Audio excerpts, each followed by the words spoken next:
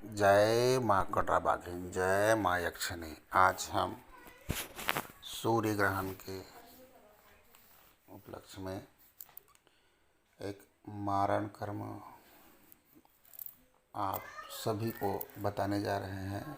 इस क्रिया में अत्यधिक लोगों के कई प्रकार के दुश्मन होते हैं, जो बार बार किसी न किसी कारण से किसी निर्दोष व्यक्तियों को मारने का प्रयास करते हैं, तकलीफ देने का, नुकसान पहुंचाने का प्रयास करते हैं। उसी विषम परिस्थिति में इस विधि और मंत्र का उपयोग करना चाहिए, अन्यथा खुद के ऊपर हानि हो सकता है और किसी भी प्रकार से जन हानि होने पर इस स्वयं जवाबदारी रहेंगे, क्योंकि इस मंत्र और इस साधना का गलती से भी किसी निर्दोष के ऊपर में उपयोग नहीं करना चाहिए। चलिए जानते हैं। यह एक प्राचीन काल विधि है जो आदिवासी क्षेत्रों में प्रायः इन मंत्रों का उपयोग करते हैं। जैसे दंतेवाड़ा है, बस्तर है, अबूझमाड़ है।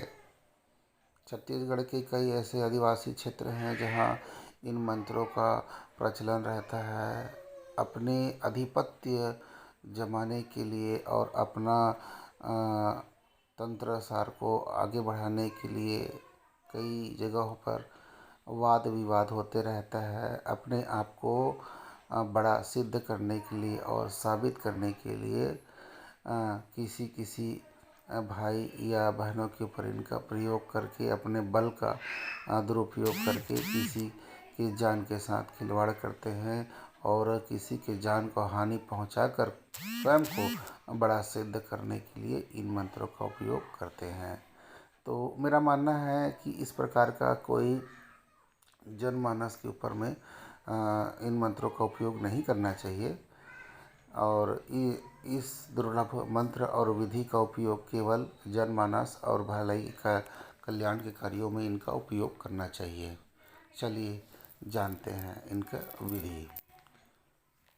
किसी सूर्य ग्रहण या चंद्रमा ग्रहण या अमावस्या या कोई विशेष पर्व काल में वन या उपवन जा कर के कच्चे बांस की लकड़ी ले आते हैं और उन्हीं बांस को सबसे पहले क्या करते हैं, एक दिन पहले जा कर के निमंत्रण देना होता है। निमंत्रण दे कर के उनमें पीला चावल, पीला दाल, सफ़ेद चावल और 3 अगरबत्ती, 1 नारियल वहाँ पर भेंट करके आना होता है। जल चढ़ा करके उनको निमंत्रण देना है कि मैं आपको अमुक कार्य के लिए, है ना, मारण कर्म के लिए आपका उपयोग कर रहा हूँ और जनमानस के कल्याण के लिए इस चीज़ का मैं उपयोग करूँगा और आप मेरी सहायता करेंगे।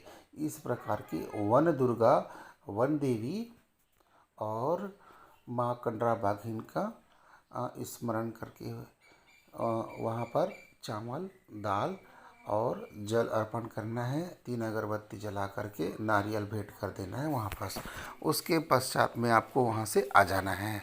जिस दिन सूर्य ग्रहण लगता है, चंद्रमा ग्रहण लगता है या कोई विशेष पर्व काल होता है, जैसे कि अमावस्या है, मासिक पूर्णिमा है ना, तो इस अवसर पर उस चीज़ को करते हैं और निमंत्रण दे करके उनको लाना होता है। लाने के पश्चात में घर में ला लेते हैं उसको पूजा वूजा करके, है ना, धूप दीप आरती, कुमकुम बंधन, हल्दी उसमें भेंट करते हैं और सादा कपड़े में उसको लपेट करके उसको अच्छे से लाना है। लाते वक्त आपको कोई देखना नहीं चाहिए, विशेष ध्यान रखें।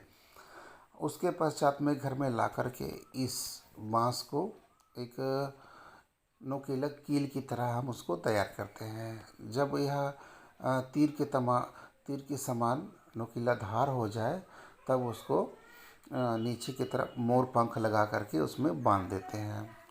उसके पश्चात में इनकी पूजा अर्चना करते हैं। कुमकुम, हल्दी और बंधन का उसमें तिलक करते हैं और इसमें 21 नींबू, 21 ध्वजा और उल्टा पाक की मुर्गी या बकरे के बलि के लिए वहाँ पर व्यवस्था बनाते हैं। तत्पश्चात में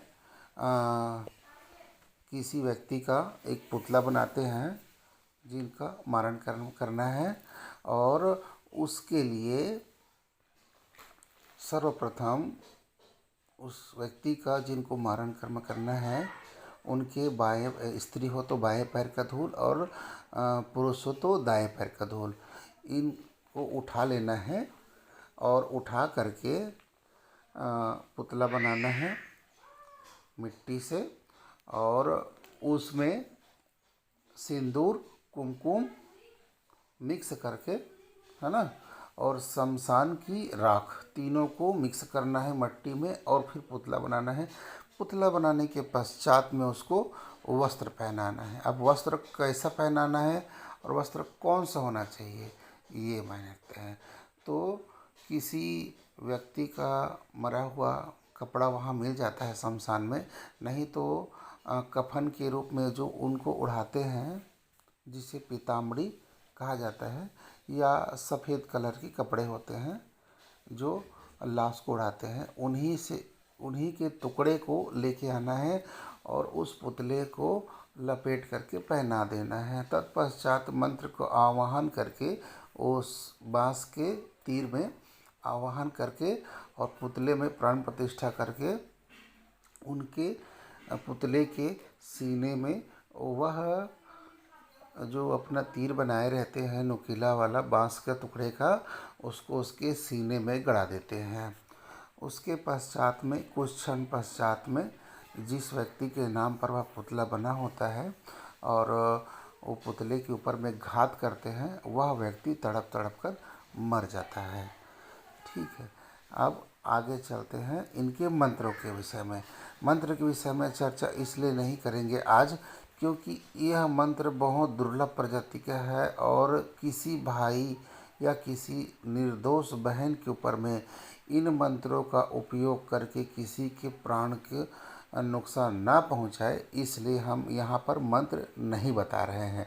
जिस किसी भाई एवं बहन को यह विधि अच्छा लगा हो और वह मंत्र जानना चाहते हैं तो हमारे कमेंट बॉक्स पर कमेंट करें या फिर हमारे दिए गए नंबर पर कॉल कर सकते हैं। निःशुल्क जानकारी दिए जाते हैं और किसी प्रकार से जो समस्या हो उनका निदान किया जाता है। जय माँ कटरा बाघिन, जय माँ यक्षिणी।